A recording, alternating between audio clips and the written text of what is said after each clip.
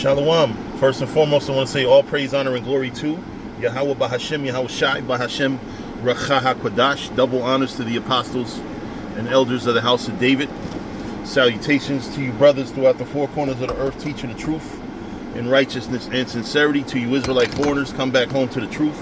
To those that passed on serving the Lord, the dead in Yahweh Shai shall arise first. To you sisters who believe, keep encouraging and supporting your brothers out here teaching this truth, and always commemorate the sister who washed Yahweh Shai feet when you read the scriptures. All right, I want to read a scripture real quick, and then I'm going to drive, to my job for work. 1 Timothy 4:1. Now the Spirit speaketh expressly that in the latter times some shall depart from the faith, giving heed to seducing spirits and doctrines of devils, speaking lies and hypocrisy, having their conscience seared with a hot iron. Now, the main point that I wanted to talk about out of that scripture says a lot. But it says, giving heed to seducing spirits. Now, granted, what I'm about to give y'all a story. And I'm not going to sit here and say that the doctrine that almost claimed me was a seducing spirit doctrine of devils, but it was a seducing spirit in the sense of it interested me. So there has been a lot of speculation about the tribe of Dan in Israel. When I came into truth, it was not a new thing. We had an elder by the name of Charash, who actually, when I first came down to the school at 12 William Street in Newark, which is now, I think, a beauty supply store or 99-cent store, he was my first teacher. He taught the class. This was in, I would like to say, sometime in the year 2000.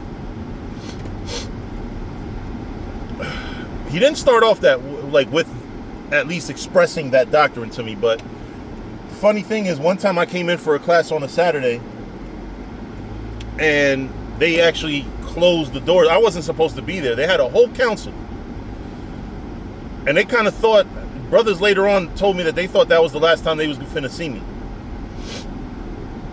But no, it was beautiful, because I saw brothers basically screaming at one another, and still, I'd never seen the way brothers were screaming at Karash. Up until that point in life, I was used to that type of screaming immediately leading to fisticuffs.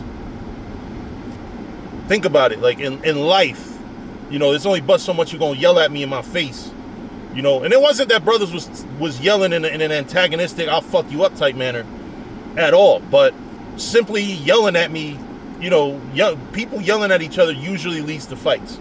So I was so impressed by the poise that Karash had, especially because I don't think he yelled one time. I think it was the brother Samak, which later on as I came to get to know Samak, it takes a lot for him to get riled up like that. And I think Elder Mathathua definitely got worked up. It was quite a few people. Yeah, no, you know what? Mathathua was the one that told him to shut up, and Karash said "Kun." I was like, what the fuck? What am I looking at here? Big, strong, black and Latino and Native American brothers, because Karash is Gad. Those of you that, if this video happens across anybody that went to One West, you know Karash. He's the martial artist. He was the, and maybe the martial arts is the reason why he's so poised. Very calm brother. But anyway, that's not the point. The point I'm gonna go to is, at one point, I don't know if he had already left the church, but he was still in communication with brothers from the church. And one day, one of the brothers that, through the Spirit, the Lord used me to bring them in the truth. This brother passed away by the name of Yaquab. Later on, his name was changed to Yaakov because he started believing in the modern Hebrew. But, that's neither here nor there. I'm not going to, y'all know me. I'm not one of those that talks about people when they're not here to defend themselves. about certain things. But you know, he'd been heavy into Karash's classes, and I think this was when Karash was still there. Now, Karash was not always there at the school. I don't know what his story was. There was brothers that didn't show up a lot of times until Saturday, and sometimes they came and taught their classes, and but they weren't, well, especially Karash, because I think he still lived in New York. Mind you, this school was in New Jersey. So Yaquab told me, hey, I know that you're Manasseh, but if you look at who's the 12 original sons of Jacob, Joseph was, so on Saturday, we had Sabbath service. That was when we believed in, well, they still believe in Friday sundown and Saturday sundown. So,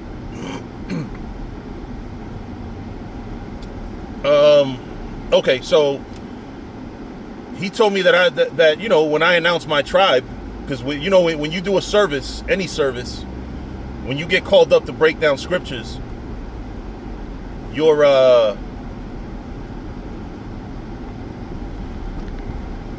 have to say your Hebrew name, your tribe, and basically you're an Israelite. So, for example, me, when I get called up now, I say Yeshaya. And by the way, you got to say your whole Hebrew name. It's not, if you can't shorten your Hebrew name here. If you have like for example, the brother that I love very much in my church, Bakwar, you can't say Bakwar Bun, no, you have to say Bakwar Amath Bun Loya Bun Yasharala. So, me, if I get called, I say Yeshaya Bun Manasseh Bun Yasharala. Yeshaya, son of Manasseh, son of Israel. That's how we register right before we go up to break down scripture. So, that day, emboldened by the proclamation that Yaquab said that I should do, Yaquab Badiah, by the way, that was his Hebrew name.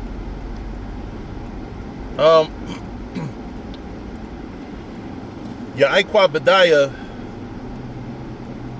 like I said, he convinced me to say Bun Yawasap Bun Yasharala. So now the question that the elders, and I praise the Most High for these elders, that I know some of y'all don't, might feel whatever about some of them, like Bakwash, that's who y'all call Baloo. But I gotta say, he had patience with me, Mathath.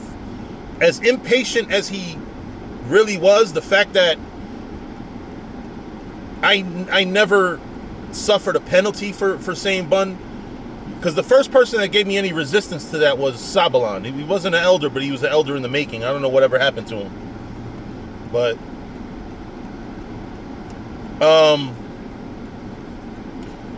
Sabalan told me right before they anointed, they did the anointing prayer, that he said that I should say Manashah.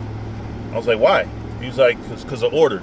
At that time, I didn't understand order. I was brand new, I wouldn't even say fresh off the streets, fresh out of college, like still in college, but he pretty much, I didn't understand, what's so important about order. Like, I was brand new. So, right outside the school, I think Bakwash, Mathafua, and I forgot what other elder, maybe Samak,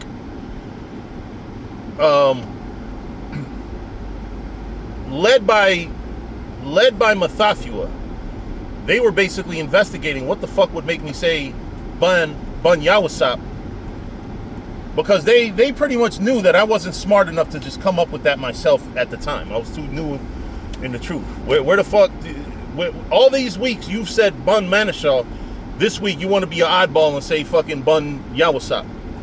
So this came from somewhere.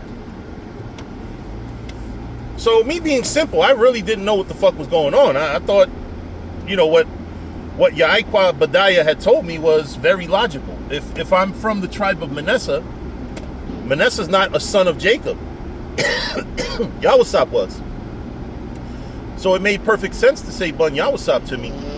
It wasn't any convincing really that had to take place. It was a very simple thing to me. But they knew it was something deeper that maybe I didn't even know. So they asked me, where did you get it from? So I was like, well, I got it from, they were, because I wasn't coughing up any information because I really didn't know what the fuck was going on. It wasn't like I was trying to be an asshole. I really sincerely didn't realize that they knew that there was something, I wouldn't say more sinister, but definitely something that needed their attention. And so, he suspended me and everything at first.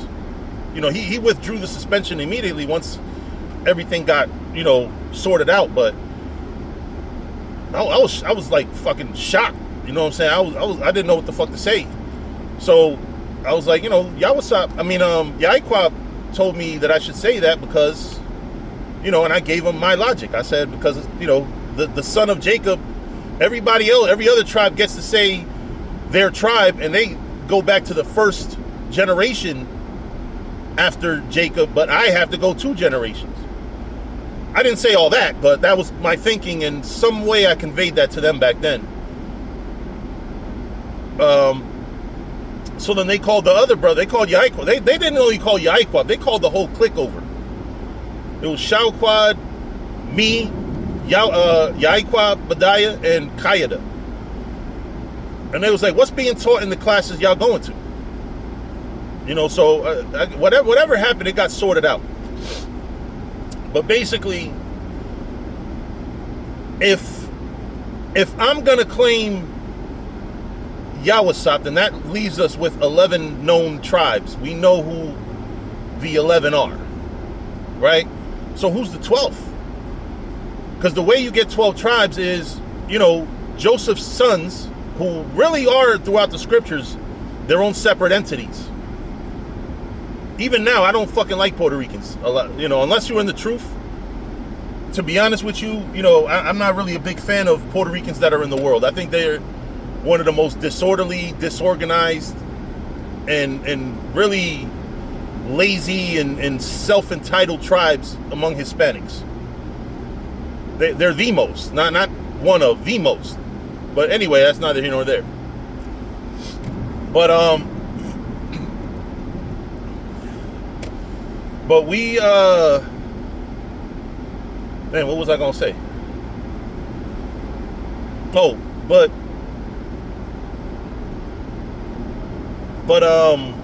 what the fuck was I gonna say? Lost my train of thought. So if I'm gonna claim Joseph, if all Puerto Ricans and Cubans have to say Bun Yawasop, that leaves us with only 11 tribes. So then obviously, and Mathafua and Samak and Bakwash were brilliant with this. Because now in hindsight, I'm realizing that they knew what the fuck was going on the whole time. They realized the only solution to that math problem, so to speak, would be to include Dan. So that means you think you know who Dan is. And that one thing that Israel has always been very sensitive about, stop fucking speculating who you think Dan is. I think Dan was the pirates of the Caribbean. I think Dan was the I have theories who I think Dan was, but I don't know who Dan is today. I would say I believe that Dan is probably mixed in with Benjamin, if we're being honest. And probably a lot of Dan is also mixed throughout the Caribbean. So there's a lot of people that Bun Yum Yum, they're really Dan. I believe it. Comfy in them, and also Ari Rum. I don't know if y'all remember Ari Rum. If you go back to One West, you know Ari Rum. Mount Zion, they believe that Dan is the Cubans. So there's been a lot of speculation. I only in my studies, I believe Dan is like I said, the Pirates of the Caribbean, the Vikings. But that's as far as I go with it. I don't speculate who they are now, but in this situation, you had a elder, very respected elder. I mean, he was probably technically all of my elders' elders. So he probably would have outranked all of them back at One West, I think.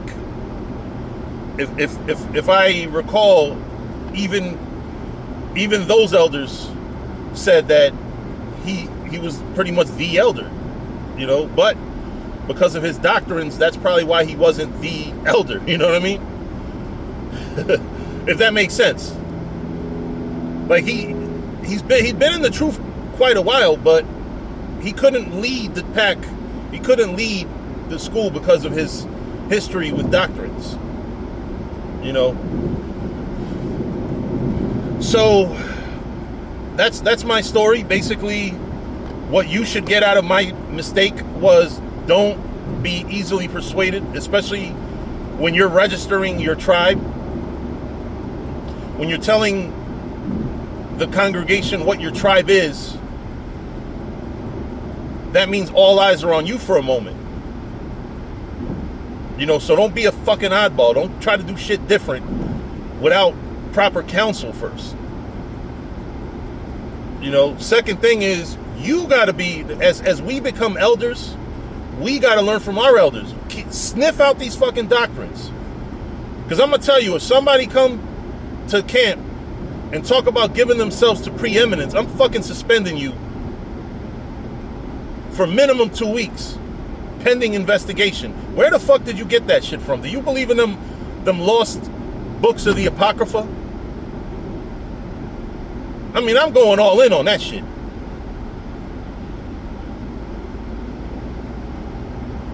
The minute these doctrines have symptoms, I'm telling you, you tell I want to give myself to preeminence. That's a symptom right there that you believe in hell. And you're about to twist up some scriptures, and then you're going to go into a lost book of the Apocrypha that that wasn't translated in the King James Version. And when you look at the version that those lost books of the Apocrypha it's lost verses. It's not a whole chapter. But the one English Bible that contains those books also contains a lot of shit. See, you gotta do a lot of circular reasoning when you read the scriptures. The way you sniff out if something is authentic or not, look at the translation. Don't just look at the translation that you're focusing on, like those lost verses. Look at the rest of the Bible in that version of the Bible. Go to key scriptures like Deuteronomy 28:68. If you read the translation from that Bible, does it completely change what the King James says? Oh, then you're reading the wrong fucking Bible. But anyway, I don't want to, I have a bad habit of digressing every time that I do one of these car chronicles. Honestly, I digress all the damn time. But, salute to my elders that came before me teaching this truth. I respect them because, like I said, I didn't have patience with them. They actually had patience with me. I left that church, for a few stupid reasons, but all man's goings are of the Lord. The Lord wanted me with House of Israel so I could learn certain lessons that I just wasn't going to get at HYK. Because one thing that HYK tried to do is try to shield the younger brothers from certain things. Like at House of Israel, I kind of grew up fast. And the way I grew up in the House of Israel, that could have broke me and I could have been back in the world simply because of the rigors of being out there. I was basically doing grown man shit, and I wasn't a grown man in the mind yet. I was getting locked up for teaching the word, basically. And defend, not defending myself, because the person wasn't attacking me. They attacked Basadar, but Basadar, you know, beat somebody ass basically, and we wound up locked up because the person came back and said it was all of us. But yeah, man, this truth has a lot of trials and tribulations, and I wouldn't take back anything that I experienced. I mean, I have a lot of stories.